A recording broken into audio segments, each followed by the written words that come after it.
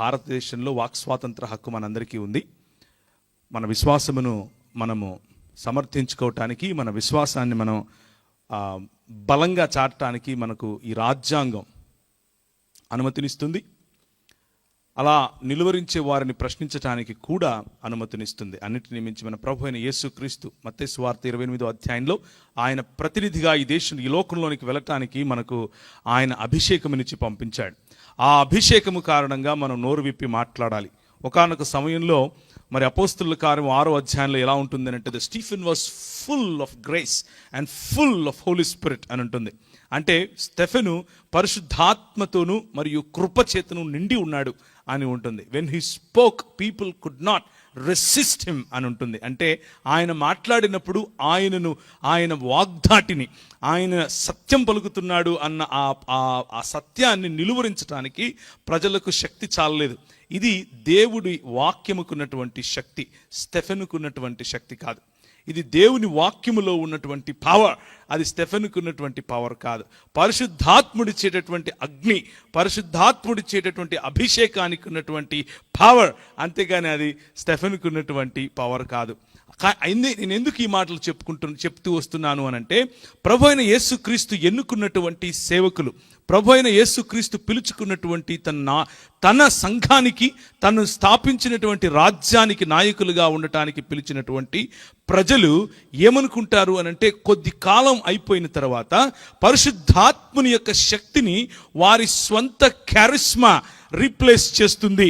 దానికి బదులుగా, పరిశుద్ధాత్మునికి బదులుగా నా సొంత ఆలోచనలు, నా సొంత వాగ్దాటి, నాకున్నటువంటి మేధస్సు, నాకున్నటువంటి జ్ఞానం, దాన్ని నేను నా సొంత బలంతో చేయగలను అని అనుకుని పొరపడి క్రైస్తవ సంఘ విభజనకు, క్రైస్తవ సంఘాన్ని మెల్లిమెల్లిగా నిర్వీర్యం చేయటానికి సాతాను చేతిలో పావులుగా మారిపోతూ ఉంటారు.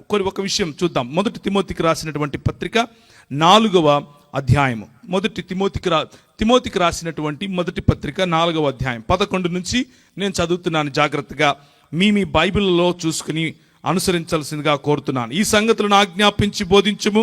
నీ యవ్వనమును బట్టి ఎవడు నిన్ను తృణీకరింపనీయకుము గాని, మాటలలోను, ప్రవర్తనలోను, ప్రేమలోను, విశ్వాసములోను, పవిత్రతలోను విశ్వాసులకు మాదిరిగా ఉండుము.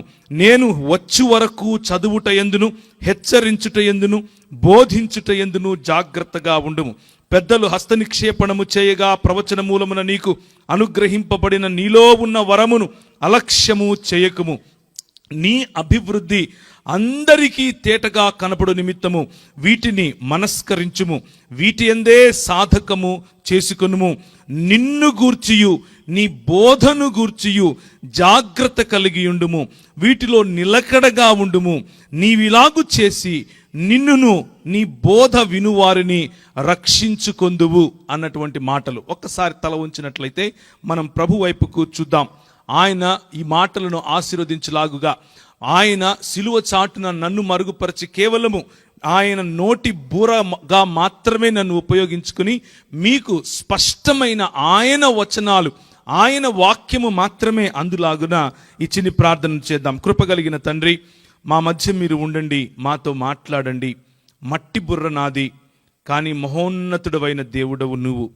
ప్రభా, నా మాటల్లో శక్తి లేదు, కానీ నువ్వు మాట్లాడితే మా జీవితాలు మారతాయి. మాతో మాట్లాడండి, మమ్మల్ని సంధించండి. ఈ రాత్రి ప్రభా, ఏ ఒక్కరము ఒట్టి చేతులు వెళ్లకుండా నీ వాక్యములో ఉన్నటువంటి పవర్, నీ వాక్యములో ఉన్నటువంటి శక్తి, నీ వాక్యములో ఉన్నటువంటి సత్యము మా జీవితాలను సంధించి మార్చి ప్రభా, నీ వాక్యానికి అనుగుణంగా మా జీవితాలను మరి అలైన్ చేసుకునేట్లుగా మాతో మాట్లాడి ఆశీర్వదించమని చిన్ని ప్రార్థనను యేసు నామమున అడిగి వేడుకుంటున్నాను తండ్రి, ఆమెన్. ఎందుకు ఈ వాక్య భాగం చదివించాను అనంటే, క్రైస్తవ సంఘానికి, క్రైస్తవ సంఘము లోపల నుండి, అలాగే క్రైస్తవ సంఘము బయట నుండి, అంటే క్రైస్తవులుగా పిలువబడే వారి నుండి, క్రైస్తవేతరుల నుండి, ఈ ఇరువైపుల నుంచి కూడా దాడి అన్నది జరుగుతూ ఉంది. దాడి అన్నది కొంతమంది ఏమనుకుంటారు అనంటే, కేవలము భౌతిక పరంగా, అంటే భౌతికంగా శరీరానికి జరిగే దాడి మాత్రమే దాడి అని అనుకుంటారు. నిజమే, అది జరుగుతూ ఉంది. మరి సహోదరుడు చెప్పినట్లుగా నేను మహారాష్ట్రలో కాదు, మధ్యప్రదేశ్లో 11 సంవత్సరాలు ప్రభు పరిచర్యలో ఉన్నాను. నా సొంత పనులు చేసుకుంటూ ప్రభువు రాజ్య స్థాపన కోసం నా వంతు కృషిని నేను చేశాను. అక్కడ భీల్, భిలాలా, కోర్కు, గోండు, బారేలా, ఇలా ఆ తర్వాత బాంచడా, బేడియా ఇలాంటి సమాజాల మధ్యలో నేను పనిచేశాను. చాలా మంది భయంకరమైనటువంటి త్రాగుబోతులు, భయంకరమైనటువంటి తిరుగుబోతులు బాంచడా మరియు బేడియా అన్నటువంటి సమాజాల్లో అయితే మొదట వాళ్ళ ఇంట్లో ఆడపిల్ల పుట్టిన వెంటనే సంతోషంగా పండగ చేసుకుంటారు. ఎందుకబ్బా పండగ చేసుకుంటున్నారు వీళ్ళ సమాజంలో ఆడపిల్లకి ఇంత గౌరవం ఏంటి అని అనుకుంటాం. కానీ అమ్మాయికి 12 ఏళ్ళు రాగానే ఆమెను కూర్చోబెట్టి బాగా నలుగుబెట్టి పసుపు పూసి మొట్టమొదటిసారిగా కన్యరికానికి పంపిస్తారు. మొట్టమొదటిసారిగా ఆమెను పడుపు వృత్తికి సొంతంగా తన అన్న, సొంతంగా తన తండ్రి పోయి ఒక కస్టమర్ను తీసుకొని వస్తాడు. తీసుకొని వచ్చి ఆ రోడ్డు పక్కన నిలబెట్టి ఆమెను అమ్ముతాడు. ఆమె ప్రతిరోజు తన శరీరాన్ని అమ్ముకుని తన ఇంటి జీవితాన్ని గడుపుతుంది. మేము ప్రభుత్వం దగ్గరికి వెళ్ళాం. ఏమయ్యా ఇలా జరుగుతోంది, ఏమైనా సహాయం చేస్తారా అని అడిగాం. దేవుని రాజ్య స్థాపనలో క్రైస్తవులముగా మనం చేయాల్సినటువంటి పని. ఆయన ప్రభుత్వం వారు అంటారు, ఇది వారి కర్మ, ఇది వారు చేసుకున్నటువంటి కర్మ, ఇది వారు పుట్టినటువంటి కులములో ఉన్నటువంటి వృత్తి, ఇది అది వాళ్ళు చేసి తీరాల్సిందే. మధ్యలో నువ్వెప్పుడు ఎక్కడో వచ్చి మాట్లాడుతున్నావు అని అన్నారు. ఇలాంటి పరిస్థితుల్లో కూడా మానవులు దేవుని యొక్క స్వభావములోను దేవుని యొక్క స్వరూపములోను మరియు దేవుని యొక్క పోలిక చొప్పున ఉన్నారు అని మనం తెలుసుకున్న సమయంలో క్రైస్తవులముగా మనకున్నటువంటి బాధ్యత ఏమిటి అనంటే, సంఘము దేవుని యొక్క రాజ్య స్థాపన చేయాలి అన్నటువంటి పిలుపుతో పిలువబడినటువంటి సంఘ ప్రతినిధులుగా నువ్వు నేను దేవుని రాజ్య స్థాపన చేయటానికి ఉన్నాం. కానీ మరి 4 గోడల మధ్య కూర్చుని 4 పాటలు పాడుకుని ఇంటికి వెళ్ళిపోయి అబా శబాష్ మంచిగా మతం పాటిస్తున్నాం అని అనుకుంటే, అది మాత్రమే దేవుని రాజ్య పరిచర్య అని అనుకుంటే మనం ఎక్కడో తప్పులో కాలేసినట్లే. అందుకనే క్రైస్తవ సంఘము పైన ఉన్నటువంటి ఈ దాడి భౌతికం మాత్రమే కాదు, అది సిద్ధాంతపరమైనటువంటి దాడి కూడా అని జ్ఞాపకం చేసుకోవాలి. సిద్ధాంతపరమైనటువంటి దాడి అనంటే బోధకు సంబంధించినటువంటి దాడి. మధ్యప్రదేశ్లో నేను బ్రతికే రోజుల్లో, నేను ఉన్నటువంటి రోజుల్లో అక్కడమ్మాయినే పెళ్లి చేసుకున్నాను, అక్కడే ఇల్లు కట్టుకున్నాను. కానీ క్రైస్తవులని చెప్పుకున్న కారణంగా ఉద్యోగం రాదు, క్రైస్తవుడని చెప్పుకున్న కారణంగా ఒక సమాజంలో ఉండనివ్వరు, క్రైస్తవుడని చెప్పుకున్న కారణంగా మనల్ని ఒక దేశద్రోహిగా చూస్తారు. ఇలాంటి భౌతిక పరమైనటువంటి దాడులు కనిపిస్తూనే ఉంటాయి. కానీ ఆంధ్రప్రదేశ్ మరియు తెలంగాణ లేకపోతే తెలుగు రాష్ట్రాల్లో ఒక వింతైనటువంటి ప్రక్రియ, ఒక వింతైనటువంటి ఆ భౌతికమైనటువంటి దాడి ఈ మధ్య రోజుల్లో మరి మనకు కనిపిస్తూనే ఉంది.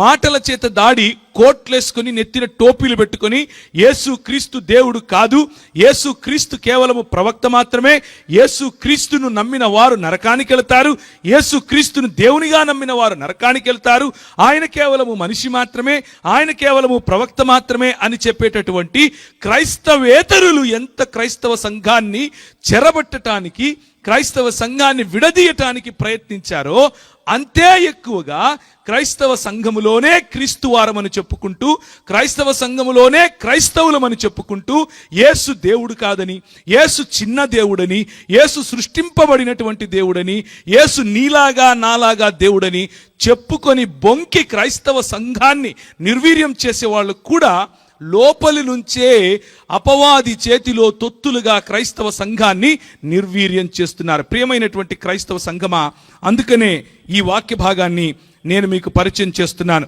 అందుకనే ఈ వాక్య భాగాన్ని ఒకసారి చూసే ప్రయత్నం చేద్దాం. ఈ సంగతులను ఆజ్ఞాపించి బోధించుము, నీ యవ్వనమును బట్టి ఎవడు నిన్ను తృణీకరింపనీయకుము, మాటలలోను ప్రవర్తనలోను ప్రేమలోను విశ్వాసములోను పవిత్రతలోను విశ్వాసులకు మాదిరిగా ఉండాలి అన్నది మన పిలుపు. విశ్వాసులకు మాదిరిగా కేవలము మనము 4 బైబిల్ వచనాలు లేకపోతే అక్కడ కొంచెం ఇక్కడ కొంచెం లాక్కు నచ్చి పెట్టుకుని జబర్దస్తిగా చెప్పేటటువంటి బోధ కాదు. ప్రేమలో మన జీవితం కనిపించాలి, విశ్వాసములో మన జీవితం కనిపించాలి, పవిత్రతలో మన జీవితం కనిపించాలి, విశ్వాసులకు సైతం మాదిరిగా కనిపించాలి. నేను వచ్చే వరకు చదువుటయందు అంటే మనల్ని మనం ప్రోత్సహించుకుంటూ, మనల్ని మనం విద్యాపరంగా పెరుగుతూ, విద్యాపరంగా ఉన్నతమైనటువంటి దిశలకు వెళుతూ, విద్యాపరంగా బోధ విషయములో కూడా ఉన్నతమైనటువంటి స్థాయికి వెళుతూ, మరి మూల భాషలేమి, అలాగే మిగిలినటువంటి లోకములో ఉన్నటువంటి తత్వ మరియు తర్క జ్ఞానమేమి, లోకములో ఉన్నటువంటి ప్రతి రంగము, ప్రతి భాగము, ప్రపంచములో ఉన్నటువంటి ప్రతి రంగాన్ని కూడా, దేవుని జ్ఞానమును అడ్డగించు ప్రతి ఆలోచనను కూడా చెరపట్టి క్రీస్తు పాదాలకు తీసుకుని రాగలిగినటువంటి మహోత్కృష్టమైనటువంటి సువార్త పరిచర్యను నీకు నాకు ప్రభువు ఇచ్చాడు. బోధించుట యందు జాగ్రత్తగా ఉండాలి.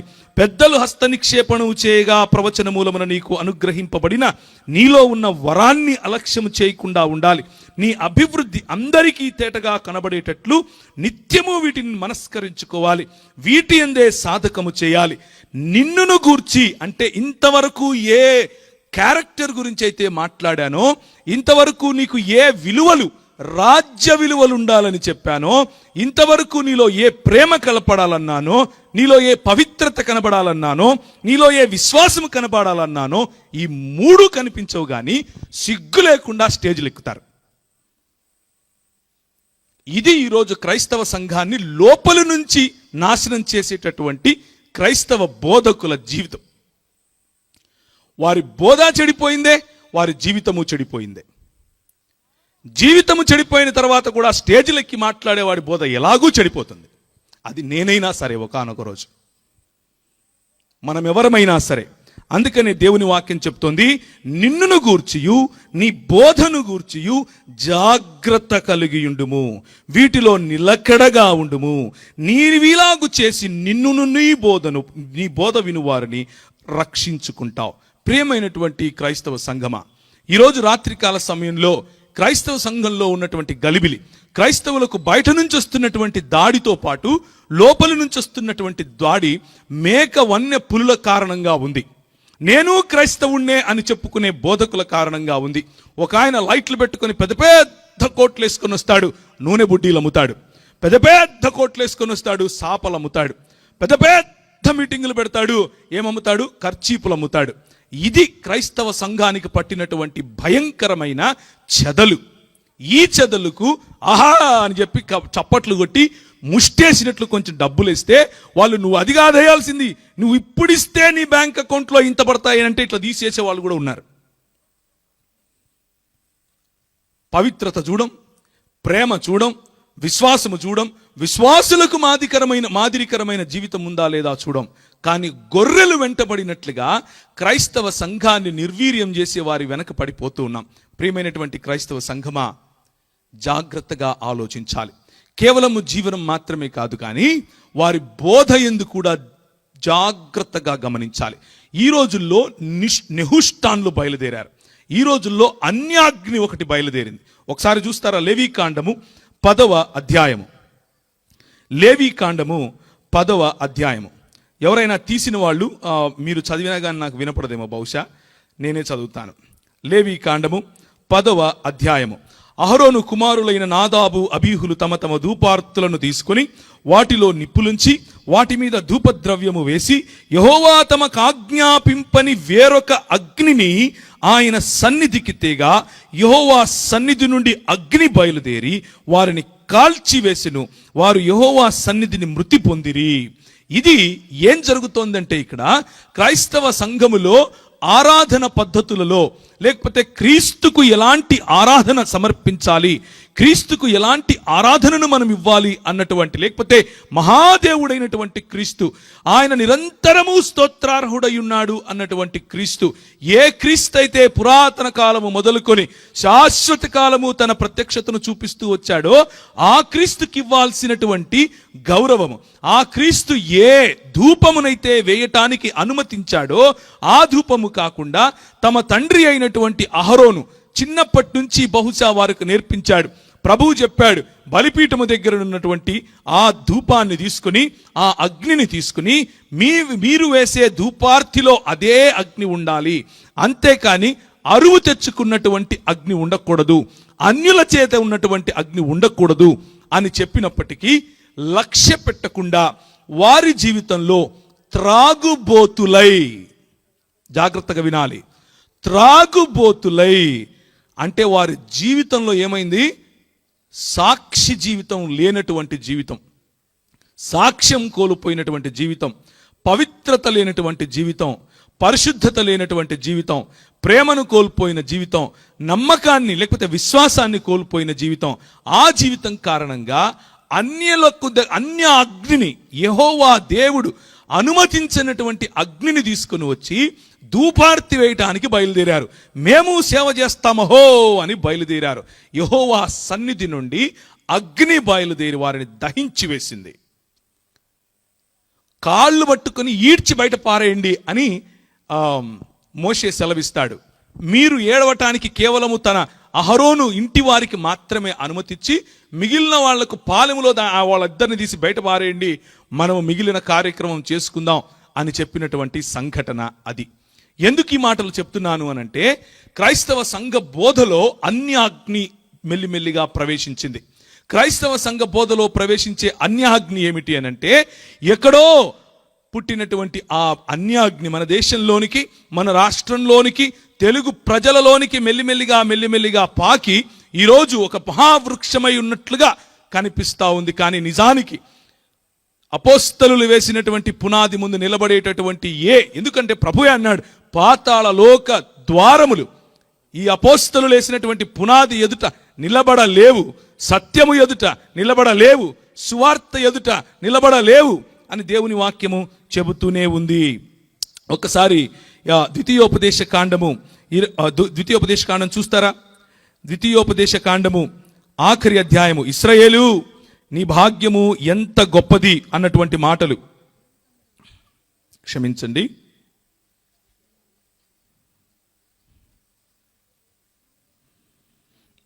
33వ అధ్యాయము చదువుతారా? ఇశ్రాయేలు నీ భాగ్యం ఎంత గొప్పది, యెహోవా రక్షించిన నిన్ను పోలినవాడు ఎవడు అని దేవుని వాక్యం చెబుతూ ఉంటే, యెహోవా రక్షించినటువంటి రక్షకుడు కలిగి ఉన్నటువంటి మనము ఈరోజు వచ్చేటటువంటి ఈ చిల్లర మాటలకు, చిల్లర బోధలకు మన వాళ్ళు మెల్లిమెల్లిగా మొగ్గుతున్నట్లుగా కనిపిస్తా ఉంది.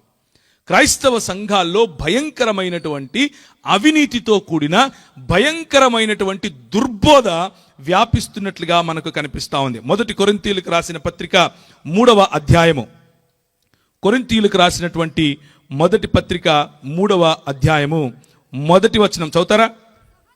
సహోదరులారా, ఆత్మ సంబంధమైన మనుష్యులతో మాట్లాడినట్లు నేను మీతో మాట్లాడలేకపోతిని, శరీర సంబంధులైన మనుష్యులే అనియు క్రీస్తునందు పసిబిడ్డలే అనియు మీతో మాట్లాడవలసి వచ్చెను.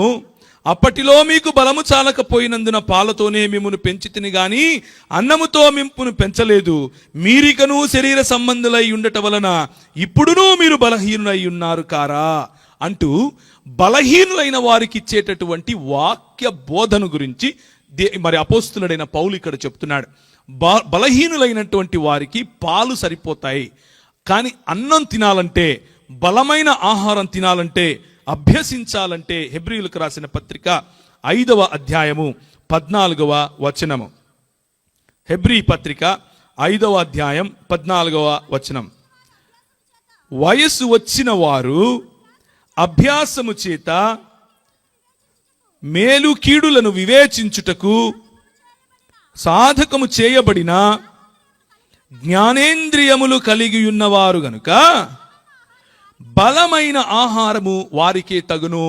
ఈ ధర్మవరంలో ఉన్నటువంటి క్రైస్తవ సంఘము బలమైనటువంటి ఆహారానికి సిద్ధమైంది అని నమ్మి ఈ మాటలు చెప్తున్నాను. ఈ ధర్మవరంలో ఉన్నటువంటి క్రైస్తవ సంఘము ఇంకా పాలు దాగే పసిపిల్లలు కాదు అని వివేచన కలిగిన వారని, మేలు కీడులను వివేచింపగలిగినటువంటి అభ్యాసము చేయగలవారని, పాలు తాగే పసివాడుగా శిశువుగా ఉన్నవాడు కాదని, నీతివాక్య విషయములో అనుభవం లేనివాడై ఉండకుండా వయస్సు వచ్చిన వారు అభ్యాసం చేసినట్లుగా మేలు కీడులను వివేచించేవారు అన్న అర్థం వచ్చేలా అలాంటి భావన కలిగి మీకు ఈ మాటలు చెప్పే ప్రయత్నం చేస్తున్నాను. ఎందుకు అనంటే, ఒకవేళ ఇంకా మనము చిన్న బిడ్డలుగా ఉంటే నేను చెప్పే మాటలు మీకు ఎక్కకపోవచ్చు కూడా. ఈ అన్యాజ్ఞ ఏంది, ఇవి వచ్చిన దాన్ని ఏమంటారు, ఏదో దూరం నుంచి హైదరాబాద్ నుంచి వచ్చి ఒక మంచి మాట లేదని చెప్పిపోతాడులే అని అనుకుంటే ఈయనేందో అగ్ని అంటాడు కాల్ చేశారంటాడు, ఏంది ఇదంతా అని అనుకుంటున్నారా? ప్రియమైనటువంటి క్రైస్తవ సంఘమా, సంఘము లోపల నుంచి వస్తున్నటువంటి ఈ అగ్ని, సంఘము లోపల ప్రవేశపెట్టబడుతున్నటువంటి బోధ రూపముగా ప్రవేశపెట్టబడుతున్నటువంటి అగ్ని దహించి వేయబడటానికే ఇది వచ్చింది. ఇది వ్యక్తి పూజ రూపంగా వచ్చింది. వ్యక్తి పట్ల భక్తి కలిగే విధంగా ఇది ప్రవర్తిస్తుంది. కులం పట్ల భక్తి కలిగే విధంగా ఇది ప్రవర్తిస్తుంది. కుల రాజకీయాలు మన సంఘంలోనికి వచ్చే విధంగా ఇది ప్రవర్తిస్తుంది. ఇది అన్యాగ్నితో కూడినటువంటి విషయం. ఏ కులాన్నైతే క్రైస్తవ పెద్దలు ఆ రోజుల్లో క్రొత్తగా యేసు ప్రభువును తెలుసుకోవటానికి విడిచిపెట్టి మరీ వచ్చారో, ఇక నాకు ఆ కులమొద్దు, ఇప్పుడు నేను యేసుక్రీస్తు యొక్క శరీరము, యేసుక్రీస్తు యొక్క స్వరూపము, యేసుక్రీస్తు యొక్క పోలికలోకి మారాలి అన్నటువంటి ఆలోచన పెట్టుకుని వచ్చారో, అదే దరిద్రాన్ని మళ్ళీ సంఘాల్లోనికి మెల్లిమెల్లిగా తీసుకొస్తున్నారు. చూసారా? అది అన్యాగ్ని.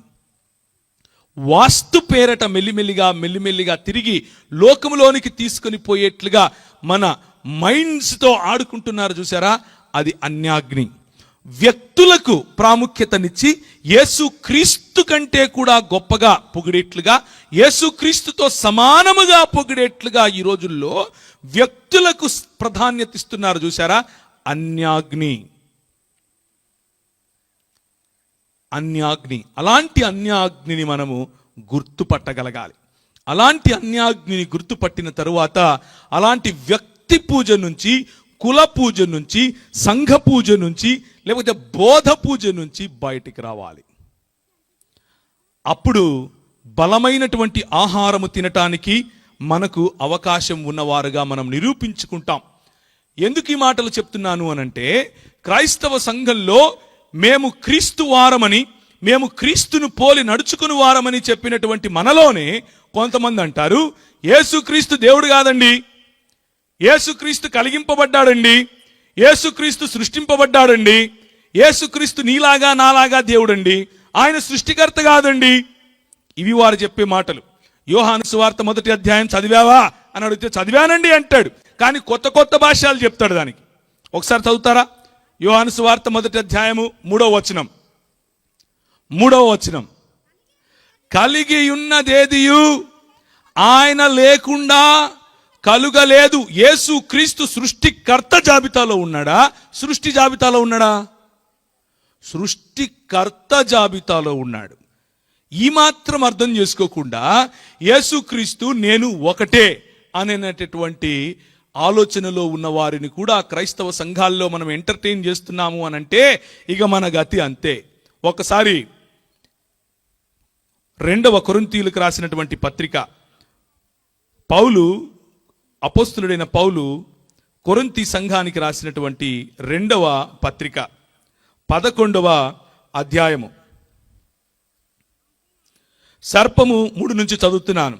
సర్పము తన కుయుక్తి చేత హవ్వను మోసపరిచినట్లు మీ మనస్సులను చెరపబడి క్రీస్తు ఎడల ఉన్న సరళత నుండి, పవిత్రత నుండి ఎట్లయినా తొలగిపోవునేమో అని భయపడుచున్నాను. ఎలయనగా వచ్చిన వాడెవడైనను మేము ప్రకటింపని మరి ఒక యేసును ప్రకటించినను, లేక మీరు పొందని మరి ఒక ఆత్మను మీరు పొందినను, మీరు అంగీకరింపని మరి ఒక సువార్తను మీరు అంగీకరించినను, మీరు వానిని గూర్చి సహించుట యుక్తమే అని వ్యంగ్యంగా చెప్తున్నాడు. ఇంకా బాగుపడినట్లే మీరు అని.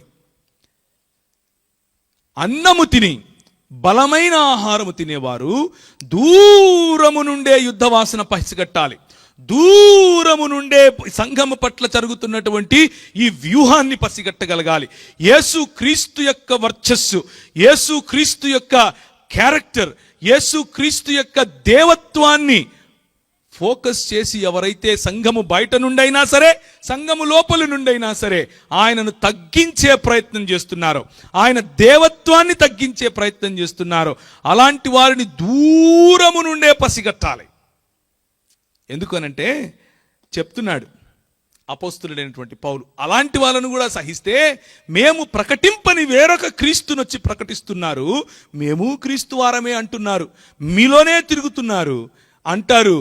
మనకు ఆరాధన అక్కర్లేదు, అంటారు మనకు బల్లక్కర్లేదు, అంటారు మనకు ఇవన్నీ ఎందుకు వేస్ట్, అంటారు మనకు క్రీస్తు ఆరాధన అక్కర్లేదు. ఇలాంటి మాటలు చెప్పి క్రైస్తవ సంఘాలను నిర్వీర్యం చేసేటటువంటి దుష్ట శక్తులున్న రోజుల్లో క్రైస్తవ సంఘమా మేల్కోండి, బలమైన ఆహారమును తినండి. క్రైస్తవ సంఘమా 66 పుస్తకాలున్నటువంటి ఈ బైబిల్ గ్రంథములో ఉన్న జ్ఞానమును వక్రీకరించి చెప్పే వాళ్ళు ఎంతమంది వచ్చినా సరే క్రైస్తవ సంఘం ఎన్నటికీ నిర్వీర్యమయ్యేది కాదు. సార్వత్రిక క్రైస్తవ సంఘము బోధిస్తున్నటువంటి సత్యము ఎన్నటికీ నిర్వీర్యమయ్యేది కాదు. ఈరోజు కేవలం యేసుక్రీస్తు దేవత్వము గురించి మాత్రమే మాట్లాడతాను. ఎన్నో విషయాలు ఇలా క్రీస్తుకు వ్యతిరేకంగా మాట్లాడేవారు క్రైస్తవ సంఘము, సార్వత్రిక క్రైస్తవ సంఘం చెప్పేటటువంటి బోధకు భిన్నంగా బోధిస్తారు. కానీ ఈరోజు కేవలం యేసుక్రీస్తు యొక్క దేవత్వమును గురించి మాత్రమే మాట్లాడతాను. మొట్టమొదటిగా ఆయన ఆరాధనకు యోగ్యుడా కాదా అంటారు. ఆయన ఆరాధనకు యోగ్యుడు కాదండి, ఆయన్ని ఆరాధించకూడదండి, తండ్రిని మాత్రమే ఆరాధించాలండి. ఒక్కసారి ద్వితీయోపదేశకాండం 6వ అధ్యాయం చూస్తారా? ద్వితీయోపదేశకాండము 6వ అధ్యాయము 13వ వచనం గట్టి చదువుతారా? నీ దేవుడైన యెహోవాకు భయపడి ఆయనను సేవించి ఆయన పేరట ప్రమాణము చేయవలెను. కేవలము ఎవరిని ఆరాధించాలి? నీ దేవుడైన యెహోవాను. కేవలము ఎవరిని ప్రేమించాలి, ఎవరిని సేవించాలి? నీ దేవుడైన యెహోవాను. ఇదే మాట ద్వితీయోపదేశకాండం 6:4 కూడా ఉంటుంది. ఏమనుంటుంది? ఇశ్రాయేలు వినుము, మన దేవుడైన యెహోవా అద్వితీయుడగు యెహోవా. మన ఆరాధన మన సంపూర్ణమైనటువంటి నీ పూర్ణ ఆత్మతోను, నీ పూర్ణ మనస్సుతోను, నీ పూర్ణ బలముతోను, ప్రభువైన యేసుక్రీస్తు ఇంకొకటి యాడ్ చేసి అంటారు, నీ పూర్ణ వివేచనతోను ఎవరిని ఆరాధించాలి? తండ్రిని ఆరాధించాలి, సేవించాలి, ఘనపరచాలి. ఈ ఘనపరచటము అన్నది, ఈ ఆరాధించటము అన్నది కేవలము దేవునికి మాత్రమే అది అవకాశం ఉంటే యేసుక్రీస్తు ప్రభువారు యోహాను సువార్త 20వ అధ్యాయం 28వ వచనంలో ఆరాధనను స్వీకరిస్తాడు, ప్రార్థనను నాకు చేయమంటాడు. యోహాను సువార్త 5వ అధ్యాయంలో నా నామమున మీరు నన్నేమడిగినను నేను చేస్తాను అని అంటాడు. యోహాను సువార్త 5వ అధ్యాయంలో ఆయన అంటాడు, తండ్రిని ఘనపరచినట్లుగా మీరు నన్ను ఘనపరచండి అని అంటాడు. ఆయన దేవదూషణ చేస్తున్నట్లా ఇప్పుడు? కాదు, తండ్రికి సమానముగా చెప్పుకుంటున్నాడు, తండ్రికి సమానముగా తన్ను తాను బయలుపరుచుకుంటున్నాడు. ఈ దేవుని యొక్క ఘనతను మనం చాటగలగాలి. మత్తయి సువార్త 28వ అధ్యాయం 17వ వచనము చదువుతారా? మత్తయి సువార్త 28వ అధ్యాయం 17వ వచనము. వారు ఆయనను చూచి ఆయనకు మ్రొక్కిరి గాని కొందరు సందేహించిరి. చూచారా ప్రియులారా? మ్రొక్కిన వారు క్రీస్తు వారు, సందేహించిన వారు కూడా క్రీస్తు వారయ్యే అవకాశం ఉంది. ఎప్పుడు? మ్రొక్కినప్పుడు. మ్రొక్కటం అన్నప్పుడు వాడినటువంటి గ్రీకు పదము ఆరాధనకు వాడే పదమే. మ్రొక్కిరి అన్నప్పుడు వాడినటువంటి గ్రీకు పదము 100% ఘనతను ఇచ్చే, ఆరాధనను ఇచ్చేటటువంటి పదమే. ఆ పదము బైబిల్లో యేసు క్రీస్తుకు ఆపాదించినప్పుడు మీరు నాకు ఆరాధించకండి అన్నాడా? ఆయన వారి ఆరాధనను స్వీకరించాడు, లేకపోతే వారిని నిలువరించేవాడు. కనుక మన ప్రభు అయిన యేసు క్రీస్తు ఆరాధనకు యోగ్యుడు. రెండవదిగా యేసు క్రీస్తు ప్రభు యొక్క గుణ లక్షణాలు. ఆయనకు తండ్రికి ఉన్నటువంటి గుణ లక్షణాలు ఉన్నాయా? తండ్రి ఏ విధంగా ఆరాధనను స్వీకరించాడో అదే విధంగా ప్రభు అయిన యేసుక్రీస్తు ఆరాధనను స్వీకరించాడు అన్న విషయాన్ని నేను మీకు తెలియజేశాను. తండ్రి ఏ విధముగా గుణలక్షణాలు కలిగి ఉన్నాడో అవే గుణలక్షణాలు మన ప్రభు అయినటువంటి యేసుక్రీస్తు కలిగి ఉన్నాడా?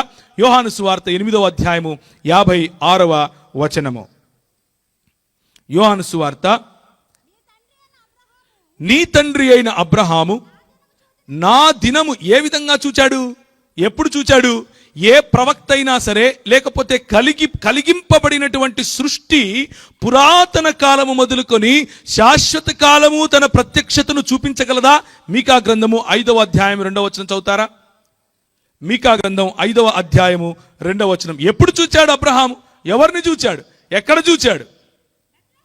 బెత్లెహేము ఎఫ్రాతా యూదా వారి కుటుంబములలో నీవు స్వల్ప గ్రామము నేను అనుకుంటున్నావేమో, నువ్వు అలా కాదు. నా కొరకు ఇశ్రాయేలును ఏలబోవువాడు నీలో నుంచే వస్తాడు.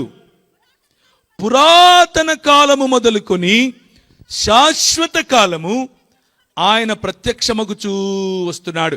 ఈ పురాతన కాలము నుండి శాశ్వత కాలము ప్రత్యక్షమయ్యేవాడు నిత్యత్వములో పోలినటువంటి, నిత్యత్వము నుండి ఉన్నటువంటి గుణలక్షణాలున్నవాడు దేవుడు కాకెవడవుతాడు? మీ అన్న మా అన్న అవుతాడా? దేవుడే అవుతాడు. ఏమవుతాడు? దేవుడే అవుతాడు. వారు మ్రొక్కిరి, కొందరేమయ్యారు? సందేహించిన వారు క్రైస్తవులో కాదో మీరు ఆలోచించుకోండి. క్రైస్తవులు అయ్యే అవకాశం ఉంది. సార్వత్రిక క్రైస్తవ సంఘంలో భాగమయ్యే అవకాశం ఉంది, ఈ రోజుకు ఉంది. యేసుక్రీస్తుని దేవుడిగా అంగీకరించి ఆయన పాదములకు మ్రొక్కు వారందరూ సార్వత్రిక క్రైస్తవ సంఘములో బారులుగా తలుపులు తెరుచున్నాయి అలాంటి వాళ్ళ కోసం. లేదు, కాదు, కూడదు అనంటే దేవుని వాక్యం ఒప్పుకోదు. కొలస్సీలకు రాసిన పత్రిక 1వ అధ్యాయము 15వ వచనము.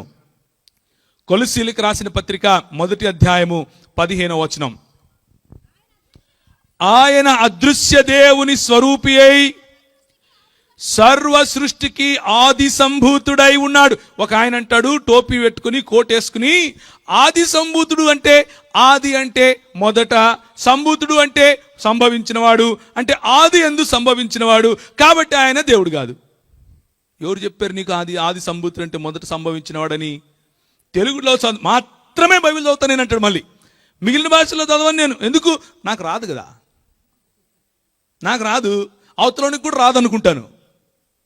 మూల భాషల్లో మాట్లాడదాం అంటే వద్దు, అదెందుకు, నాకు రాదు కాబట్టి నువ్వు మాట్లాడద్దు. ఇది బాగుందే. కొలస్సీలకు రాసిన పత్రిక 1వ అధ్యాయము ఏమని చదివాం? ఆయన అదృశ్య దేవుని స్వరూపి అయి సర్వ సృష్టికి ఆది సంభూతుడై ఉన్నాడు. ఇంతకు ఆది సంభూతుడంటే ఏంటి అన్న ఆ పదానికిచ్చే నిర్వచనం నువ్వు నేను ఇవ్వాలా, లేకపోతే ఆ వచనంలో రాసినటువంటి పౌలు ఇవ్వాలా? 14 ఆ కుమారుని యందు మనకు విమోచన అనగా పాపక్షమాపణ కలుగుచున్నది. ఆయన అదృశ్య దేవుని స్వరూపి అయి సర్వ సృష్టికి ఆది సంభూతుడై ఉన్నాడు. ఏలయనగా ఎందుకు ఆది సంభూతుడు అంటున్నానంటే, ఎందుకని యేసుక్రీస్తును ఆది సంభూతుడని పిలుస్తున్నానంటే, ఆది యందు పుట్టాడని కాదు. ఎందుకంట ఆకాశమందున్నవియు భూమి అందున్నవియు దృశ్యమైనవి గాని అదృశ్యమైనవి గాని సింహాసనములైన ప్రభుత్వములైన ప్రధానులైన అధికారములైన సర్వము ఆయన యందు సృజింపబడెను. సర్వమును ఆయన ద్వారాను ఆయనను బట్టి సృజింపబడెను. సృష్టికర్తలో ఉన్నాడా? సృష్టిలో ఉన్నాడా? సృష్టికర్తల్లో ఉన్నాడు. ఇక్కడ దేవునికి ఉన్నటువంటి గుణలక్షణాలు మన ప్రభు అయినటువంటి యేసుక్రీస్తుకు తండ్రితో సమానముగా ఉన్నవి ఉన్నట్లుగా స్పష్టంగా మనకు కనిపిస్తున్నాయి. ఆయనను పట్టుకొని దేవుడు కాదు, పక్కింట్లో ఉంటే ఒరే ఇట్రా అని పిలిస్తే వచ్చేవాడు అని చెప్పుకునే వాళ్ళు కూడా ఉంటారు. రోమీలకు రాసిన పత్రిక 8వ అధ్యాయము 3వ వచనము.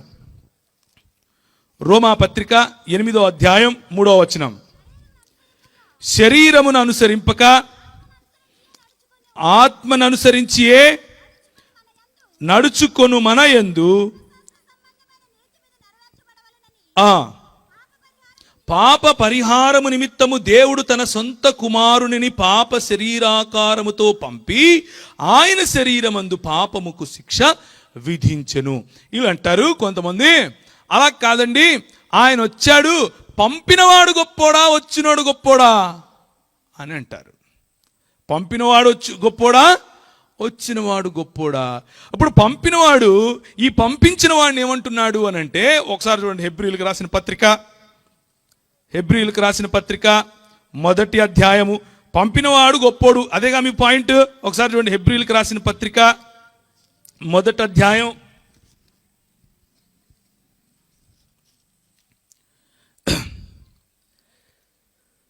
'తన దూతలను వాయువులు గాను తన సేవకులను అగ్నిజ్వాలలు గాను చేసుకునేవాడు'. ఎవరు చేసుకుంటారు అట్లా? దేవుడు చేసుకుంటాడు, తండ్రి అయిన దేవుడు.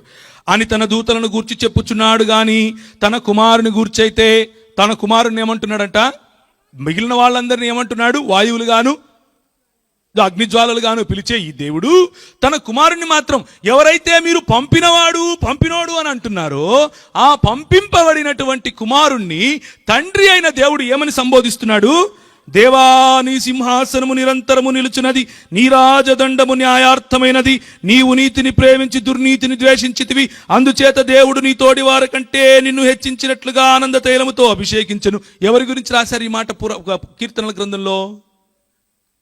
కీర్తనల గ్రంథంలో రాబోయేటటువంటి మెస్సియాను గురించినటువంటి ప్రవచనం ఇది. ఆ ప్రవచనాన్ని తీసుకుని వచ్చి హెబ్రీ గ్రంథకర్త ప్రభు అయిన యేసు క్రీస్తుకు ఆపాదిస్తూ ఈయన అద్వితీయ కుమారుడు అని చెప్తాడు. ఇంత అవసరం లేదు. నీలాగా నాలాగా యేసు ప్రభు సామాన్య మానవుడైతే నీలాగా నాలాగా మనము ఆయన రక్షణ కార్యము ద్వారా, ఆయన యొక్క రక్షణ కార్యము ద్వారా ఎందరు ఆత్మచేత నడిపింపబడుదురో వారందరూ కుమారులనబడుదురు, ఎందరూ ఆయనను స్వీకరించిరో వారందరికీ నీ దేవుని పిల్లలగుటకు అధికారం ఇవ్వబడెను అన్నట్లుగా యేసుక్రీస్తుకు అధికారం ఇచ్చారా? లేకపోతే ఆయన అద్వితీయ కుమారుడా? ఫరక్ కనిపిస్తలేదు? యోహాను సువార్త 3:16 పిల్లల్ని అడిగినా చెప్తారు. ఏమని చెప్తారు? దేవుడు లోకమును ఎంతో ప్రేమించును కాగా అద్వితీయ కుమారుడు. ఏ కుమారుడు? నీలాగా నాలాగా కుమారుడా? అద్వితీయ కుమారుడా? అద్వితీయ కుమారుడు. నిన్ను నువ్వు దేవునిగా చేసుకోవడం కోసం, నిన్ను నువ్వు యేసుక్రీస్తుకు సమానుడిగా చేసుకోవడం కోసం, నువ్వు యేసు ప్రభు ఒకటే అని చెప్పుకునే దరిద్రపు ఆలోచన ప్రజల్లో జొప్పించడం కోసం యేసుక్రీస్తు దేవత్వాన్ని తగ్గిస్తావా? ఏం మాట్లాడుతున్నావు? ప్రియమైనటువంటి క్రైస్తవ సంఘమా, దేవా, నీ సింహాసనము నిరంతరము నిలుచున్నది అని తండ్రి అయిన దేవుడు స్వయంగా మన ప్రభు అయినటువంటి యేసుక్రీస్తును ప్రస్తావిస్తున్నాడు. 10వ వచనం, మరియు ప్రభువా. ఎవరు పిలుస్తున్నారు ఈ మాట? తండ్రి అయిన దేవుడు ప్రభు అయినటువంటి యేసుక్రీస్తుని ఇలా ప్రస్తావిస్తున్నాడు అంటూ అపోస్తలులు చెప్తున్నారు. ప్రభువా, నీవు ఆది యందు భూమికి పునాది వేసితివి, ఆకాశములు కూడా నీ చేతి పనులే. They will perish, but you remain. They will all wear out like a garment. Like a robe you will roll them up. Like a garment they will be changed. But you are the same and your years will have no end. ఇవంతా ఎవరి గురించి మాట్లాడుతున్నారు? పాత నిబంధన గ్రంథంలో ఎక్కడైతే ఈ వాక్య భాగం రాసిందో అది ఎవరి గురించి కీర్తన గ్రంథంలో ఉన్నది? యెహోవాను గురించినటువంటి మాట. యెహోవాను గురించినటువంటి మాటను తీసుకుని వచ్చి మన ప్రభు అయినటువంటి యేసుక్రీస్తుకు ఆపాదిస్తూ ఏమంటున్నారు? ప్రభువా, నీవు ఆది యందు భూమికి పునాది వేసితివి, ఆకాశములు కూడా నీ చేతి పనులే. అవి నశించును గాని నీవు నిలిచిందువు, అవన్నీ వస్త్రముల వలె తొలగిపోవును, ఉత్తరీయముల వలె వాటిని ముడిచివేయుదువు అని వస్త్రము వలె మార్చబడును గాని నీవు ఏకరీతిగా ఉన్నావు, నీ సంవత్సరములు తరగవు. ఎవరి సంవత్సరములు తరగవు? మనుషులవా? నీలాగా నాలాగా మన అన్నది మన తమ్ముండా? ప్రభు అయినటువంటి యేసు క్రీస్తు యొక్క గొప్పతనం, ప్రభు అయినటువంటి యేసు క్రీస్తు యొక్క దేవత్వాన్ని తగ్గించటానికి అపవాది వేస్తున్నటువంటి దుర్బోధ అది. మన ప్రభు అయినటువంటి యేసు క్రీస్తు తండ్రి కలిగి ఉన్నటువంటి అన్ని గుణ లక్షణములను కలిగి ఉన్నాడు. హెబ్రీయులకు రాసిన పత్రిక 13:8 గట్టి చదువుతారా? హెబ్రీయులకు రాసిన పత్రిక 13:8 యేసుక్రీస్తు నిన్న నేడు ఒకటే రీతిగా ఉన్నాడు. అవును, యుగ యుగములకును ఒకటే రీతిగా ఉన్నాడు. తండ్రి ఏ విధముగా మార్పు లేనివాడో, తండ్రి ఏ విధముగా గమనాగమనములైనను చంచలమైనను మార్పైనను లేనటువంటి దేవుడో, యేసుక్రీస్తు ప్రభు కుమారుడైనటువంటి దేవుడు కూడా గమనాగమనములైనను మార్పైనను లేకుండా ఏకరీతిగా ఉన్నాడు మన ప్రభువు. తండ్రికి ఉన్నటువంటి ప్రతి క్వాలిటీ, తండ్రికి ఉన్నటువంటి ప్రతి గుణ లక్షణము కుమారునికి ఉన్నది. కనుకనే ఆయన సమానుడు అంటున్నాం. సమానులు ఆయనకు ఎవరూ లేరు. ఆయన కేవలము తన తండ్రి అయినటువంటి దేవునికి సమానుడు. అంతేగాని తండ్రి కుడి పార్శ్వాన యేసుప్రభు కూర్చుంటాడు, ఎడం పక్కన నేను కూర్చుంటాను అని అంటే ఎట్లా చెల్లుతుంది? చెల్లదు. యేసుక్రీస్తు ప్రభువుకు ఉన్నటువంటి ఆ ఉన్నతమైన స్థాయి ఇంకెవరికి రాదు. దేవుని వాక్యము ఆ మాట చెప్తోంది. 2 మాటలు చెప్పాను ఇంతవరకు. యేసుక్రీస్తు ఆరాధనను స్వీకరించాడు. రెండవది, యేసుక్రీస్తు తండ్రికి ఉన్నటువంటి అన్ని గుణలక్షణములను కూడా కలిగి ఉన్నాడు. మూడవది, యేసుక్రీస్తు తండ్రికి ఉన్నటువంటి పేర్లను కూడా ఆయన కలిగి ఉంటాడు. వచనాలు గనక చూసుకుంటూ పోతే నా దగ్గర 20 నిమిషాలు ఉంది 11కు, కానీ ఇంకొక గంట కూర్చోవాల్సి వస్తుంది. కాబట్టి ఫటాఫట్ చెప్పుకుందాం. అల్ఫయు ఒమేగయు నేనే. పాత నిబంధనలో ఎవరన్నారు? యెహోవా దేవుడు. కొత్త నిబంధనలో ప్రభు అయిన యేసుక్రీస్తు. మంచి కాపరిని. పాత నిబంధనలో ఎవరన్నారు? యెహోవా దేవుడు. కొత్త నిబంధనలో యేసుక్రీస్తు. ఇలా చెప్పుకుంటూ పోతే ప్రతి మాట యేసుక్రీస్తు నేను ప్రభువును, నేను రక్షకుడిని, నేను మొదటివాడని కడపటివాడని, నేను అల్ఫయును ఒమేగను, నేను గొప్ప దేవుణ్ణి, నేను స్తోత్రార్హుడిని, నిరంతరము స్తోత్రార్హుడిని. ఈ మాటలు, ఈ పేర్లు కేవలము తండ్రికి మాత్రమే పెట్టవలసినటువంటి పేర్లు. ఆ పేర్లను తీసుకుని వచ్చి అపోస్తలుడు ఎవరికి ఆపాదిస్తున్నారు? యేసుక్రీస్తు ప్రభువు వారికి ఆపాదిస్తున్నారు. కనుక చేరి వచ్చినటువంటి క్రైస్తవ సంఘమా, మన ప్రభువు 100కి 100 ఆయన తండ్రితో సమానమైనటువంటి దేవుడు అని గుర్తించండి. 4వదిగా, యేసుక్రీస్తు తండ్రి చేసిన పనులన్నీ చేయగలవాడు. సృష్టి కార్యం గురించే చెప్పేశాను ఆల్రెడీ. ఇక మిగిలిన పనులు చేయడా? జీవము ఉన్నవాడు, జీవమును స్వయంగా పెట్టి స్వయంగా తీసుకొనగలవాడు, జీవమును ఇవ్వగలవాడు, కలుగునుగాక అంటే కలిగించేవాడు, పాపములను క్షమించేవాడు, తీర్పు తీర్చేవాడు. ఎవరు తీర్చాలి తీర్పు? దేవుడు మాత్రమే తీర్పు తీర్చాలి. కానీ తీర్పు తీర్చేవాడు. ఈ లక్షణాలన్నీ కొలస్సీలకు రాసిన పత్రిక 1వ అధ్యాయం 16-17 వచనాలు, యోహాను సువార్త 1వ అధ్యాయం 3వ వచనం, యోహాను సువార్త 5వ అధ్యాయం 22-23. ఇదొక్కటి చదవండి. యోహాను సువార్త 5వ అధ్యాయం 22-23 వరకు.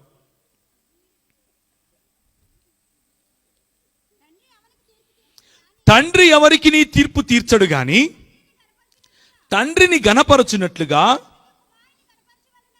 తండ్రిని ఘనపరచునట్లుగా అందరూ. తండ్రిని ఎలా ఘనపరుస్తాం మనం? ఒక మాట చెప్పండి నాకు. ద్వితీయోపదేశకాండం 6, 4, 5, 6, 7, 8 ఏం చెప్తోంది మనకు?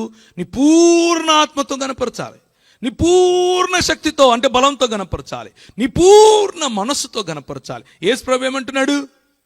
తండ్రిని నువ్వు ఎలా గణపరుస్తావో నన్ను కూడా అలాగే గణపరచాలి, ఏం తేడా లేదు అని ప్రభు స్వయంగా తన నోటితో చెప్తూ ఉంటే నువ్వేమంటావు? అవే కాదండి, ఆయన్ని ఆరాధించదండి. క్రైస్తవ సంఘము, సార్వత్రిక క్రైస్తవ సంఘ తలుపులు బారుగా తెలుసుకొని పిలుస్తున్నాయి మిమ్మల్ని. క్రైస్తవ సంఘం లోపలనే ఉన్నప్పటికీ ఇంకా క్రైస్తవ సంఘానికి ఉన్నటువంటి మూల సిద్ధాంతాలు సైతం తెలియనటువంటి చిన్న పిల్లలుగా ఉన్నటువంటి మిమ్ములను ప్రేమతో పిలుస్తున్నాం, ఆహ్వానిస్తున్నాం. యేసు క్రీస్తును దేవునిగా అంగీకరించి యేసు క్రీస్తును స్వంత రక్షకునిగాను, దేవునిగాను, ప్రభువుగాను నిర్మలమైన మనస్సాక్షితో మీ హృదయములయందు యేసును ప్రభువుగా ప్రతిష్ఠించుకోమని ఆహ్వానిస్తున్నాం. ఆఖరి మాట, యేసుక్రీస్తు ప్రభు అంటే ఈ మాట దీనికి మొత్తానికి కాదు. ఓకే, యేసుక్రీస్తు ప్రభు తండ్రి అధిష్ఠించినటువంటి సింహాసనాన్ని సైతము అధిష్ఠించేవాడు. ఎవరు అధిష్ఠించినటువంటి సింహాసనం? తండ్రి అధిష్ఠించినటువంటి సింహాసనం. ఫిలిప్పీలకు రాసిన పత్రిక 2వ అధ్యాయము 10వ వచనం గట్టిగా చదవాలి.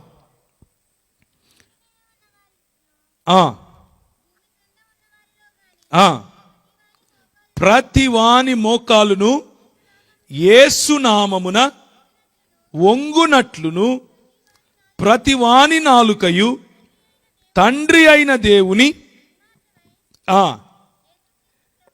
యేసు క్రీస్తు ప్రభు అని ఒప్పుకొనున్నట్లు దేవుడు ఆయనను అధికముగా హెచ్చించి అన్ని నామముల కంటే పై నామముగా ఆయనను అనుగ్రహించారు. ఇప్పుడు అసలైన కథ వచ్చింది.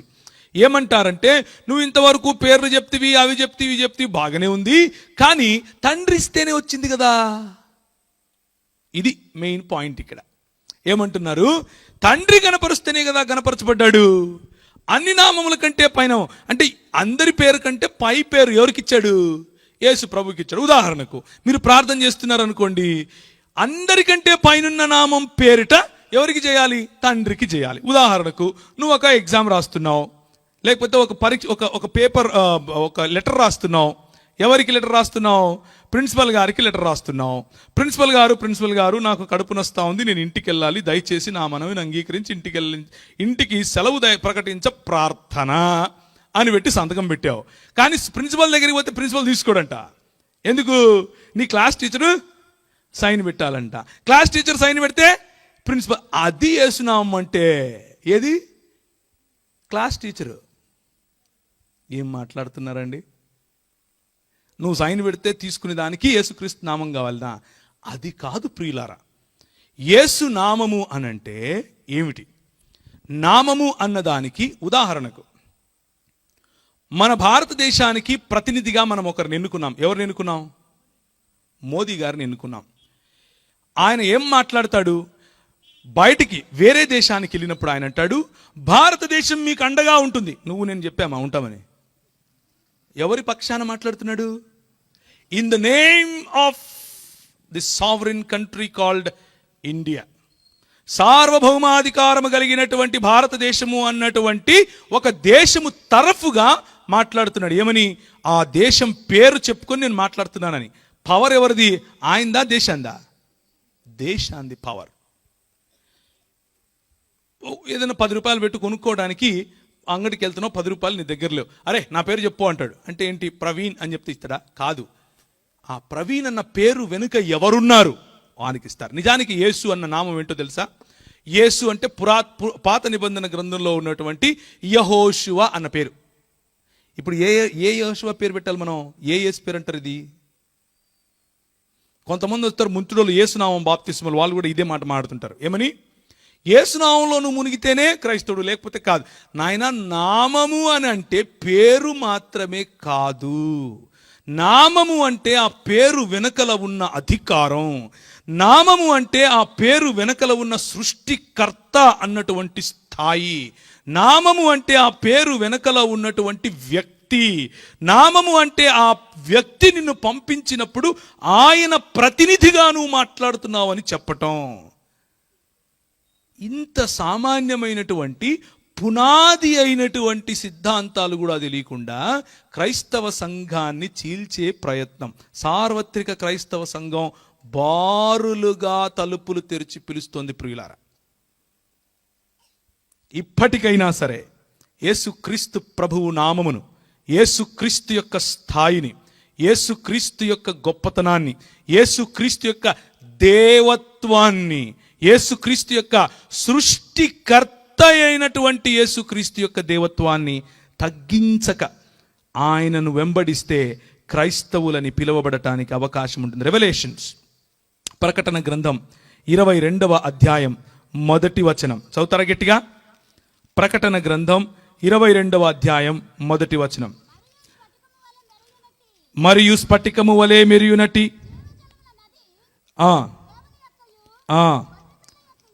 దేవుని యొక్కయు గొర్రెపిల్ల యొక్కయు సింహాసనములు ఉంటాయా? సింహాసనము ఉందా? ఎవరు ఏ సింహాసనం మీద కూర్చున్నారు? గొర్రెపిల్ల అయినటువంటి మన ప్రభువు స్వయంగా దేవుడైనటువంటి తండ్రి అయిన దేవునితో సహా సింహాసనాసీనుడై ఉన్నాడు. ఇదే ప్రకటన గ్రంథం 5వ అధ్యాయం. ప్రకటన గ్రంథం 5వ అధ్యాయం ఏం చెప్తున్నారు ఇక్కడ? ఒకసారి చూస్తారా? ప్రకటన గ్రంథము 5వ అధ్యాయము. మరియు నేను చూడగా సింహాసనమును, జీవులను, పెద్దలను ఆవరించి ఉన్న అనేక దూతల స్వరము వినబడెను. వారి లెక్క కోట్ల కొలదిగా ఉండెను. వారు వధింపబడిన గొర్రె పిల్ల శక్తియు, ఐశ్వర్యమును, జ్ఞానమును, బలమును, ఘనతయు, మహిమయు, స్తోత్రమును పొందనర్హుడని గొప్ప స్వరముతో చెప్పుచుండ్రి. ఏం చేస్తున్నారు వీళ్ళు ఇక్కడ? ఆరాధన చేస్తున్నారు. ఎవరికి చేస్తున్నారమ్మా? ఏముంది అక్కడ? వధింపబడిన గొర్రెపిల్ల. ఎవరు వధింపబడింది? ఇవి ఏబిసిడీలు క్రైస్తవ్యానికి. వచ్చుగా మనకి ఏబిసిడీలు. ఇది కూడా తెలియకుండా నేను క్రైస్తవ సంఘాన్ని బాగా చేసేస్తానంటే ఎట్లా? ఏబిసిడీలు అయ్యా ఇవి. ఏబిసిడీలు ఏంటివి? వధింపబడిన గొర్రెపిల్ల శక్తియు, ఐశ్వర్యమును, జ్ఞానమును, బలమును, ఘనతయు, మహిమయు, స్తోత్రమును పొందనరుడని గొప్ప స్వరముతో చెప్పుచుండిరి. ఆయన ఆరాధిస్తున్నారు. చచ్చిపోయి మనం ఆయన తెచ్చే రాజ్యములోనికి, పరలోక రాజ్యములోనికి, క్రొత్త ఆకాశము క్రొత్త భూమిలోనికి, ఆయన యొక్క సన్నిధిలోనికి కాలు పెట్టినప్పుడు నువ్వు నేను క్రైస్తవుడుగా పిలువబడే ఆయన రక్తమందు శుద్ధీకరింపబడిన ప్రతి ఒక్కడు చేసే పని ఏమిటంటే గొర్రెపిల్లను ఆరాధిస్తాం, గొర్రెపిల్లను నమస్కరిస్తాం, గొర్రెపిల్లకు మ్రొక్కుతాం, గొర్రెపిల్లకు స్తోత్రమని చెబుతాం. అంతటా పరలోకమందును, భూలోకమందును, భూమి క్రిందను, సముద్రములోను ఉన్న ప్రతి సృష్టము. సృష్టం అంటే ఏంటమ్మా? సృష్టి. ఇప్పుడు ఈ గొర్రెపిల్ల సృష్టిలో భాగమా, సృష్టించిన వాడిలో భాగమా? సృష్టించిన వాడు కనుకనే ఆయన తప్ప మిగిలిందంతా సృష్టమని దేవుని వాక్యం చెప్తోంది. తెలుగు బైబిల్ బాగా చదివితే కూడా ఈ ఏబిసిడీలు అర్థమవుతాయి. ఏమని? ప్రతి సృష్టము అనగా వాటిలోనున్న సర్వము. ఏంటివి?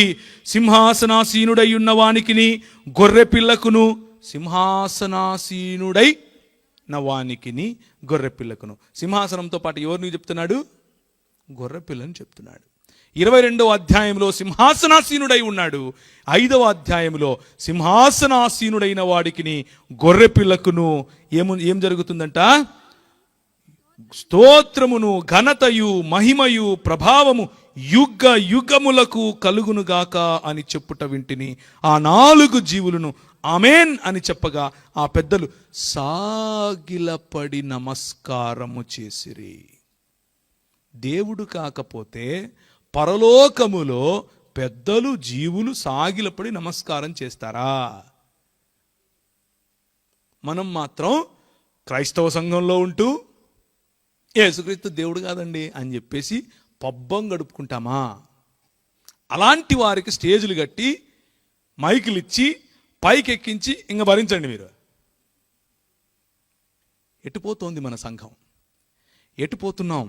5 మాటలు మీకు గుర్తు చేశాను.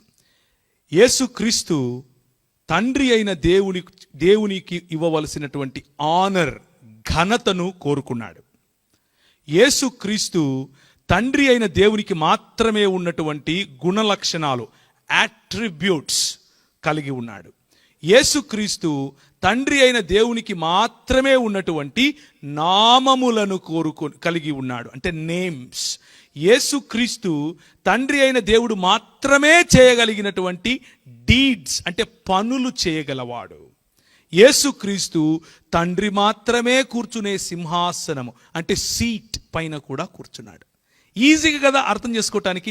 HANDS, హ్యాండ్స్, చేతులు. ఇది గుర్తుపెట్టుకోండి. యేసుక్రీస్తు దేవుడు కాదనంటే చేతులు చూపించండి. ఏం చూపించాలి? హ్యాండ్స్ అంటే గుర్తొచ్చేయాలి. Honour, attributes, names, deeds and seat. ఈ 5 మాటలతో మన ప్రభు అయిన యేసు దేవుడు అన్న విషయాన్ని పూర్ణ హృదయముతోను, పూర్ణ ఆత్మతోను, పూర్ణ శక్తితోను మన దేవుడైనటువంటి యెహోవాను, మన దేవుడైనటువంటి యేసు క్రీస్తును మనము ఆరాధించబద్దులమై ఉన్నాం. సంఖ్యాకాండము 21వ అధ్యాయం. సంఖ్యాకాండము 21వ అధ్యాయము మొదటి నుంచి. ఇశ్రాయేలీయుల అతారీయుల మార్గమున వచ్చుచున్నారని దక్షిణ దిక్కుకు నివసించిన కనానీయుడైన ఆరాదు రాజు విని అతడు ఇశ్రాయేలీయులతో, ఇశ్రాయేలీయుల యొక్క యెహోవాను మొక్కుకొని, నీవు మా చేతికి ఈ జనమును బొత్తిగా అప్పగించిన ఎడల మేము వారి పట్టణములను నీ పేరట నిర్మూలము చేసేదను. యెహోవా ఇశ్రాయేలీయుల మాటను ఆలకించి ఆ కనానీయులను అప్పగింపగా ఇశ్రాయేలీయులు వారిని వారి పట్టణములను నిర్మూలము చేసిరి. అందువలన ఆ చోటికి హోర్మా అని పేరు పెట్టబడెను. అలా ముందుకెళ్తే ఏముంది అనంటే, మోషే ప్రజల కొరకు ప్రార్థన చేయగా 7వ వచనం, కాబట్టి ప్రజలు మోషే యొద్దకు వచ్చి, మేము యెహోవాకును నీకును విరోధముగా మాటలాడి పాపము చేసితిమి. యెహోవా మా మధ్య నుండి ఈ సర్పములను తొలగించినట్లు ఆయనను వేడుకొనమనిరి. మోషే ప్రజల కొరకు ప్రార్థన చేయగా, యెహోవా నీవు తాపకరమైన సర్పము వంటి ప్రతిమ చేయించి స్తంభము మీద పెట్టుము. అప్పుడు కరవబడిన ప్రతివాడును దాని వైపు చూచి బ్రతుకునని మోషేకి సెలవిచ్చెను. ఏమైందంటే, ఇక్కడ ఇశ్రాయేలీలు వస్తున్నారు. వీళ్ళకి సనుగుడు కార్యక్రమాలు, గొడుగుడు కార్యక్రమాలు ఎక్కువైపోయాయి. దేవుని యొక్క వర్చస్సు, దేవునికి ఉన్నటువంటి క్యారెక్టర్, దేవునితో సంబంధం మర్చిపోయి వీళ్ళు దేవుడిచ్చేటటువంటి ఈవుల వైపు, దేవుడిచ్చేటటువంటి తావిలాల వైపు, దేవుని పేరు పెట్టుకొని అమ్మేటటువంటి నూనె బుడ్లు, నీళ్ల బుడ్లు, మన్ను, మశానం వైపుకు వీళ్ళకు ఎక్కువ మనసు పడింది. ప్రభువు ఆయన కృపను కొద్దిసేపు తప్పించాడు. స్థాపకరమైనటువంటి సర్పములు వచ్చి కాటు వేయడం మొదలుపెట్టాయి. కుయ్యో మొర్రో మమ్మల్ని రక్షించయ్యా, మాతో తప్పైపోయింది, మేము ఇలాంటివి చేస్తూనే ఉంటాం, క్షమాపణలు కోరుతూనే ఉంటాం, మళ్ళీ నీ దగ్గరకు వస్తూనే ఉంటాం, మళ్ళీ గొనుగుతూనే ఉంటాము, ఏదో ఒకటి చేసి మమ్మల్ని రక్షించయ్యా అంటూ మోషే దగ్గరకు వస్తే మోషే అంటాడు, మోషే ప్రభువుతో విచారిస్తే, ఒక ఇత్తడి సర్పమును తయారు చేసి పెట్టయ్యా, దాన్ని నిదానించి ఎవరైతే చూస్తారో వారు రక్షింపబడతారు అన్నటువంటి మాటలు వారికి గుర్తు చేశాడు. అలా మోషే చేశాడు. అలా చేసిన దాన్ని ఏం చేశారో ఇశ్రాయేలీయులు చూడండి. 2వ రాజుల గ్రంథం 18వ అధ్యాయం. 2వ రాజుల గ్రంథము 18వ అధ్యాయం 2వ వచనం. అతడు ఏలన ఆరంభించినప్పుడు, ఎవరు? హిజ్కియా. అతడు ఏలన ఆరంభించినప్పుడు 25 ఏండ్ల వాడై యెరూషలేమునందు 29 సంవత్సరములు ఏలెను. అతని తల్లి జకరియా కుమార్తె, ఆమెకు అబీ అని పేరు. తన పితరుడైన దావీదు చేసినట్లు అతడు యెహోవా దృష్టికి పూర్ణముగా నీతిని అనుసరించెను. ఉన్నత స్థలములను కొట్టివేసి విగ్రహములను పగులగొట్టి దేవతా స్తంభములను పడగొట్టి మోషే చేసిన ఇత్తడి సర్పమును చిన్నా భిన్నములుగా చేసింది. ఏం చేశాడు? మోషే వారిని రక్షించటం కోసం, తాపకరమైన సర్పముల నుండి, సర్పముల బారి నుండి రక్షించటం కోసం ఏ ఇత్తడి సర్పమునైతే ఎత్తి చూపించాడో ఆ ఇత్తడి సర్పమును రాజైన హిజ్కియా తన పితరుడైనటువంటి దావీదు రాజు చేసినట్లుగా దేవునికి నీతికరమైన పనిగా చేస్తూ ఆ ఇత్తడి సర్పమును చిన్నాభిన్నములుగా చేశాడు. ఎందుకు అనంటే, దాని పక్కనే ఉంటుంది చూడండి. దానికి ఇశ్రాయేలులు ఏమని పేరు పెట్టారు? చదవండి. నెహుష్టాను. చదవండి. దానికి ఇశ్రాయేలీలు నెహుష్టాన్ అను పేరు పెట్టి దానికి ధూపము వేయుచు వచ్చి చుండిరి. అతడు ఇశ్రాయేలీయుల దేవుడైన యెహోవా యందు విశ్వాసముంచినవాడు. యెహోవా యందు విశ్వాసముంచినవాడు. ఇశ్రాయేలు, నీ భాగ్యం ఎంత గొప్పది, యెహోవాయే రక్షించిన నీ భాగ్యం ఎంత గొప్పది. కానీ మా దరిద్రం ఏమిటంటే, ఏ చిహ్నాలనైతే వాడుకొని ప్రభువు ఉపదేశము కోసము, ప్రభువు రాజ్యసువార్త కోసము, ప్రభువు ఆశీర్వాదము కోసము ఉపయోగించుకున్నాడో అదే చిహ్నాలు ఈరోజు మనకు నెహుష్టాన్లై కూర్చున్నాయి. వాళ్లకు ధూపద్రవ్యాలు వేయడం మొదలెట్టేశాం.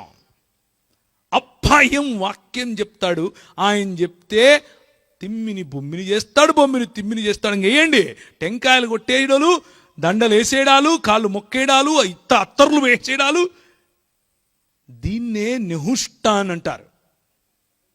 ఏమంటారు? నెహుష్టాన్ అంటారు. వ్యక్తి పూజ. దేవునికి మనకు మధ్య దేవుడు ఉపయోగించుకున్నటువంటి పరికరమైనా సరే, దేవుడు ఉపయోగించుకున్నటువంటి ఉపకరణమైనా సరే, దేవునికి మనకు మధ్య రావటానికి వీలు లేదు. అన్యాగ్ని అన్య రకమైనటువంటి బోధలను సూచిస్తుంది. నెహుష్టాన్ ఆ బోధ చేసినటువంటి వ్యక్తిని కూడా సూచిస్తుంది. దేవుని వైపుకు త్రిప్పటానికి దానిని జాగ్రత్తగా చూచిన వారు ఆ తాపకరమైన సర్పముల బారి నుండి రక్షింపబడ్డారు. జాగ్రత్తగా చూసి ఒకటి గుడి కట్టేశారు. ఏం కట్టేశారు? గుడి కట్టేశారు. ఇది మన పరిస్థితి. ఇది మనకు కొత్త పరిస్థితి ఏం కాదు. మన పితరులు కూడా ఇంతే, నెహుష్టాన్లుగా తయారయ్యారు. నెహుష్టాన్లను చిన్నాభిన్నములు చేశారు. ఎవరు? రాజు అయినటువంటి హిజ్కియా. అది దేవునికి ఏమైంది? దేవత ఉన్నతమైన దేవుని దృష్టికి పూర్ణముగా నీతిని అనుసరించాడు. తమ పితరుడైనటువంటి దావీదు చేసినట్లు అతడు యెహోవా దృష్టికి పూర్ణముగా నీతిని అనుసరించాడు. ప్రియమైనటువంటి క్రైస్తవ సంఘమా, చేరి వచ్చి ఇక్కడ కూర్చుని వింటున్న మీరైనా సరే, మైకుల ద్వారా అంటే స్పీకర్ల ద్వారా విన్నటువంటి వారైనా సరే, ఇది మన బాధ్యత. నెహుష్టాన్లను చిన్నాభిన్నం చేయటం మన బాధ్యత. నెహుష్టాన్లు దేవునికి రావలసిన గౌరవాన్ని దొంగిలిస్తూ ఉంటే వాటిని చిన్నాభిన్నం చేయటం మన బాధ్యత. అది మీ డినామినేషన్ అయినా సరే, అది మీ సొంత దైవజనుడైనా సరే, అది కోట్లేసుకుని నెత్తిన టోపీ పెట్టుకొని వచ్చే వాళ్ళైనా సరే, లేకపోతే కుర్చీల్లో కూర్చొని చెప్పేవాళ్ళైనా సరే, లేకపోతే ఎగిరెగిరి చెప్పేవాళ్ళైనా సరే, చేతులు పెట్టి తోసేవాడైనా సరే, నూనె రాసి మభ్య పెట్టేవాడైనా సరే, ఎవరైనా సరే నెహుష్టాన్గా తయారైతే, దేవునికి మనకు మధ్య అడ్డుగా ఉంటే, దేవునికి మాత్రమే చెందవలసినటువంటి ఆరాధనను, దేవునికి మాత్రమే చెందవలసినటువంటి గౌరవాన్ని దొంగిలించే పని చేస్తే ప్రభు అంటాడు, నేను నా మహిమనెవరికి ఇచ్చువాడను కాను, నా మహిమనెవడు దొంగిలించడానికి నేను ఒప్పుకోను అని చెప్పేటటువంటి ప్రభువు మన ప్రభువు. యోహాను సువార్త 3వ అధ్యాయము 14వ వచనము. నిజానికి ఆ ఇత్తడి సర్పము యొక్క పని ఏంటి? ఆ ఇత్తడి సర్పాన్ని ఎందుకు చేయించి పెట్టాడు అక్కడ ప్రభువు? అరణ్యములో మోషే సర్పమును ఎలాగు ఎత్తెనో అలాగే విశ్వసించు ప్రతివాడును నశింపక ఆయన ద్వారా నిత్య జీవము పొందినట్లు. ద పర్పస్, దానికి ఉన్నటువంటి ఉద్దేశం ఏంటి? మనుష్య కుమారుణ్ణి ఎత్తాలి, మనుష్య కుమారుణ్ణి ఘనపరచాలి, ప్రభు అయినటువంటి యేసు క్రీస్తును ఘనపరచాలి, ప్రభు అయినటువంటి యేసు క్రీస్తు యొక్క దేవత్వమును చాటాలి, ప్రభు అయినటువంటి యేసు క్రీస్తు యొక్క ఘనతను చాటాలి. ఈరోజు నెహుష్టాన్లు ఏం చేస్తున్నారు? ఆయన ఘనతను దొంగిలించి ఆయన తర్వాత నేనే అని ఒక ఆయనంటే, నేను ఆయన ఒకటే అని ఒక ఆయనంటే, ఆయన పంపగా నేను వచ్చాను ఆ ద్వీప స్తంభాన్ని నేనే అని ఒక ఆయనంటే, ఏమైపోతోంది మన సంఘానికి? మేము ప్రకటింపని వేరొక క్రీస్తును ప్రకటించినను, మేము పరిచయం చేయని వేరొక ఆత్మను మీరు పొందినను, మేము ప్రకటింపని వేరొక సువార్తను మీరు అంగీకరించినను, అట్టి వారిని సహించటం మీ కర్మ, ఇంకా యుక్తమే అంటున్నాడు. అంటే వ్యంగ్యంగా చెప్తున్నాడు. ప్రియమైనటువంటి క్రైస్తవ సంఘమా, ఒక్కసారి ఆలోచించాల్సినటువంటి సమయం. 2 నిమిషాలు తలలు వంచుకుని దేవుని వైపుకు చూద్దాం. యేసు క్రీస్తు యొక్క దేవత్వమును అర్థం చేసుకుందాం. యేసు క్రీస్తు పురాతన కాలము మొదలుకొని శాశ్వత కాలము మనకు దేవుడై ఉన్నటువంటి క్రీస్తుని అంగీకరిద్దాం. అలాంటి దేవుణ్ణి విస్మరించి మన డినామినేషన్ చెప్తుందనో, మనము మాకు నచ్చిన మేము ఒప్పిన దైవజనుడు చెప్పాడనో, అన్యాగ్నికి నెహుష్టాన్లకు చోటివ్వకుండా యేసు క్రీస్తు అన్నటువంటి దేవుడు, యేసు క్రీస్తు అన్నటువంటి సృష్టికర్త అయిన దేవుణ్ణి మనము మన జీవితాల్లోనికి స్వీకరించుకుందాం, మన జీవితాల్లోనికి ఆహ్వానిద్దాం.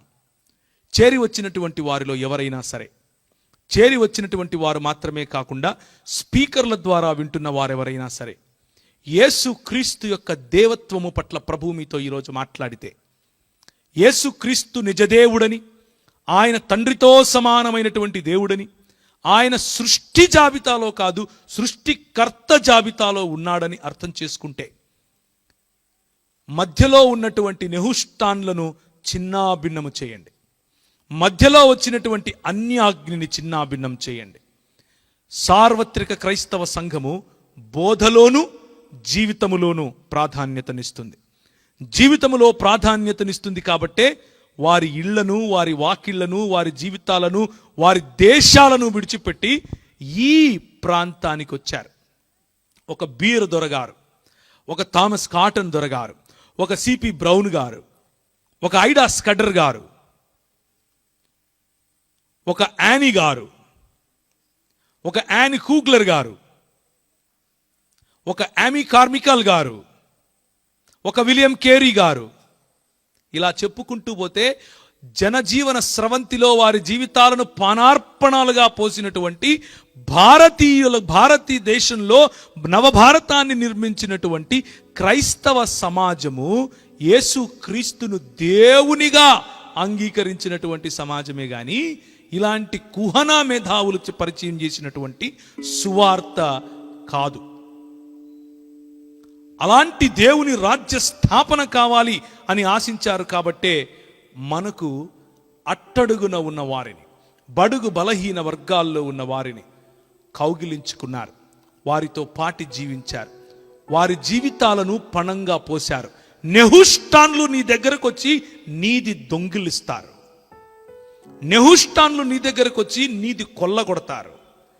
క్రైస్తవ సంఘము, నిజ క్రైస్తవ సమాజము ఉన్నది ధారపోసి మీ జీవితాలను నిర్మిస్తుంది. తేడా కనపడట్లేదా? అందుకనే 4వ అధ్యాయంలో తిమోతికి రాసిన పత్రికలో చదివించాను, నీ జీవితమును బోధను రెండిటినీ కాపాడుకోవాలి, రెండిటినీ సరిగ్గా చూసుకోవాలి. ఏ సంఘము వారి జీవితాలను పానార్పణముగా పోసి మరి మీ జీవితాలను పెంచటానికి, మీ జీవితాలను కట్టటానికి, మీ జీవితాలలో వెలుగును నింపటానికి ముందుకొస్తోంది. మన ప్రాంతంలో పైన జాకెట్లు వేసుకున్నందుకు స్తనాలు కోస్తే మనకు అండగా నిలబడింది ఎవరు?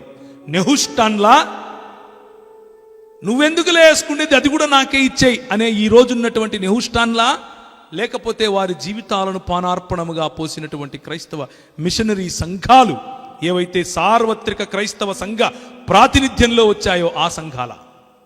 ఆలోచించి నిర్ణయం తీసుకోండి. ఆలోచించి అలాంటి సేవను పరిచర్యగా గుర్తించండి. ఆలోచించి ప్రభువైన యేసు క్రీస్తును మన జీవితంలోనికి కేవలము చిన్న దేవుడిగా కాదు,